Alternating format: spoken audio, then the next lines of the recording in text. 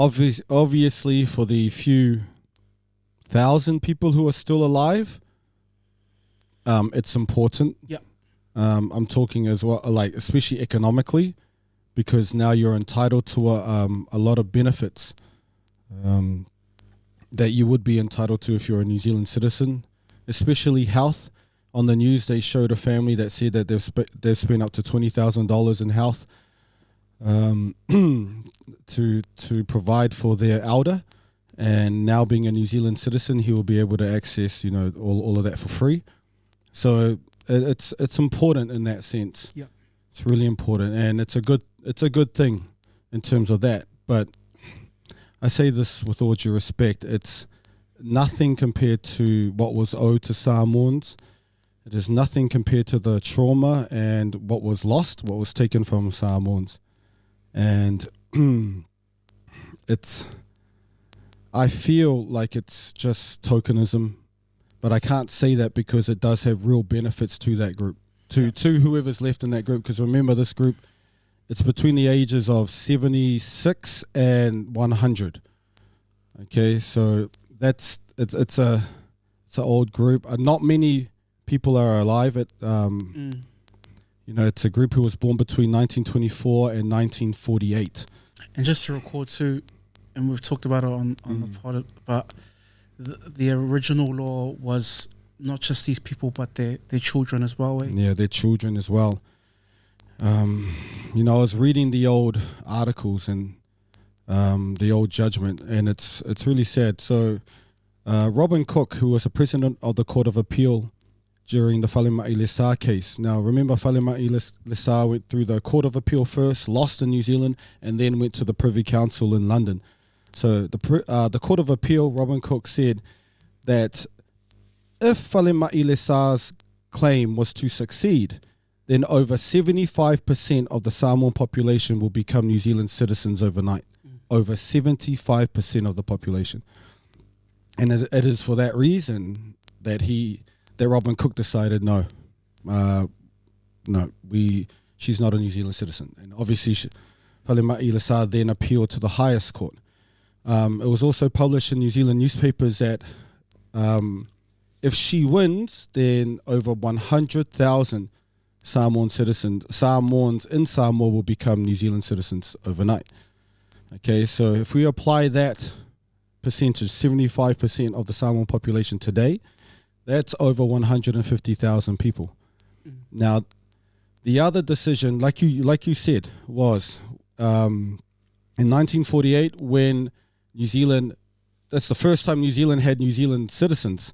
So prior to 1948, everyone is a British subject, and then New Zealand passed the Citizenship Act, turning all British subjects into the first New Zealand citizens.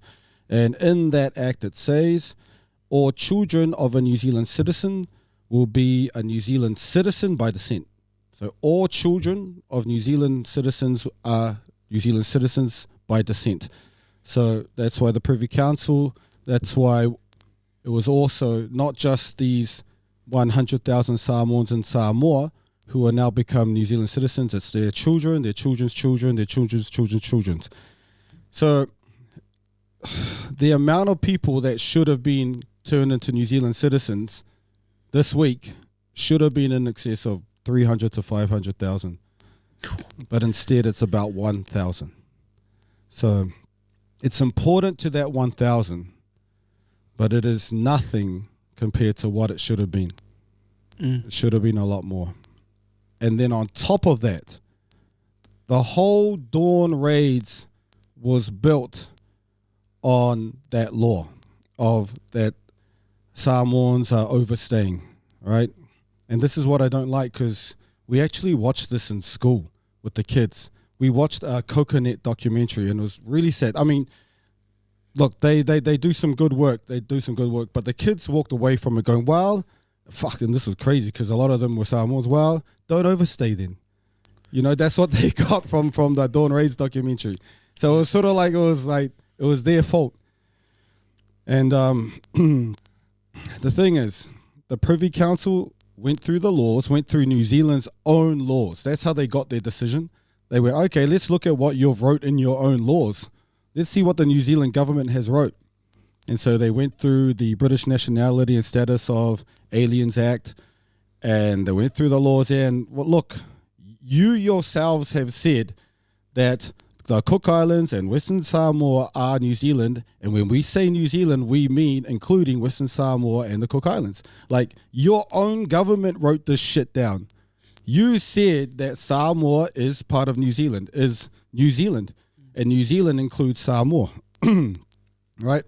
And so based on New Zealand's own law, Samoans, Western Samoa, born between 1924 and 1948 are New Zealand citizens, right? And their children too. The Privy Council rule, by virtue of New Zealand's own laws, that these are New Zealand citizens. And so what essentially happened with the Dawn raids was they were deporting New Zealand citizens. That's what I was trying to get to. Okay, so these kids walked away from this Dawn raid documentary thinking, well, don't overstay. They should have walked away from the documentary like they were New Zealand citizens. They weren't overstayers.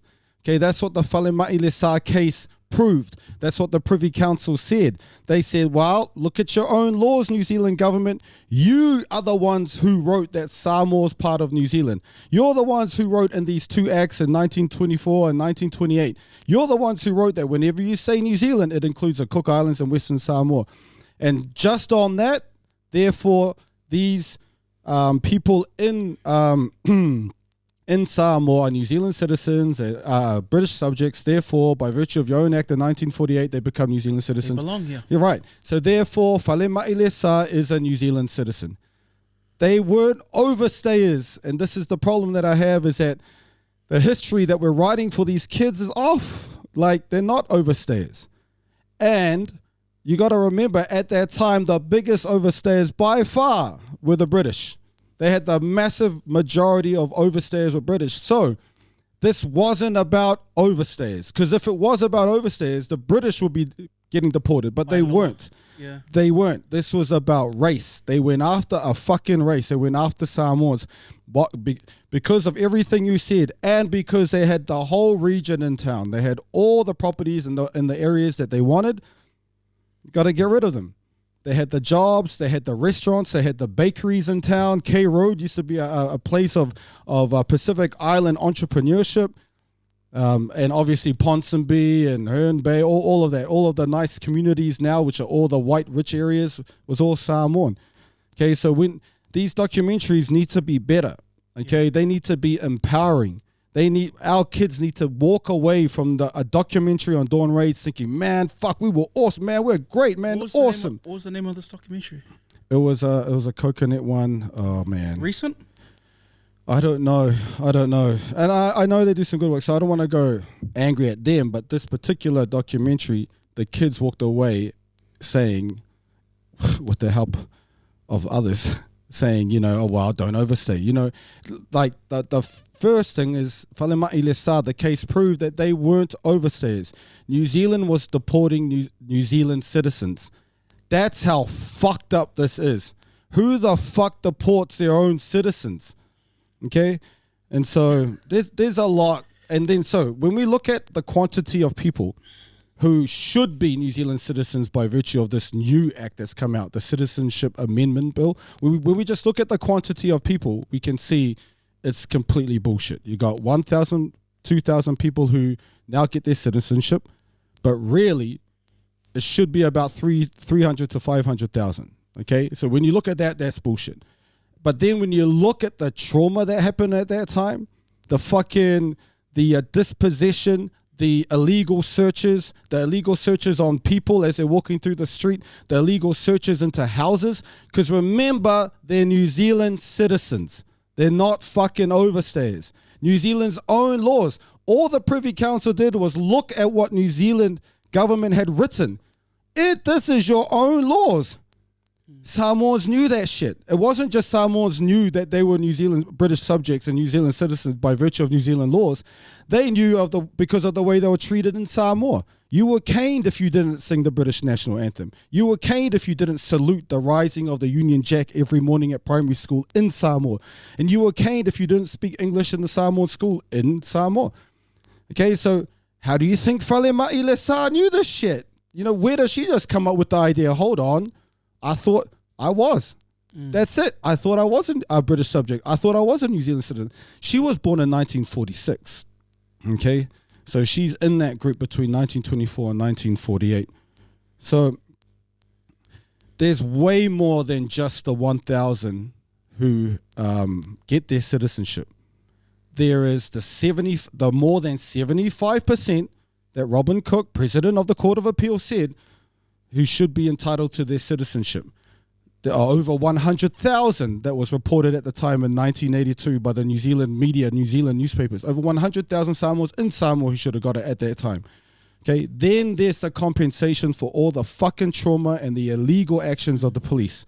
There's all of that needs to be addressed.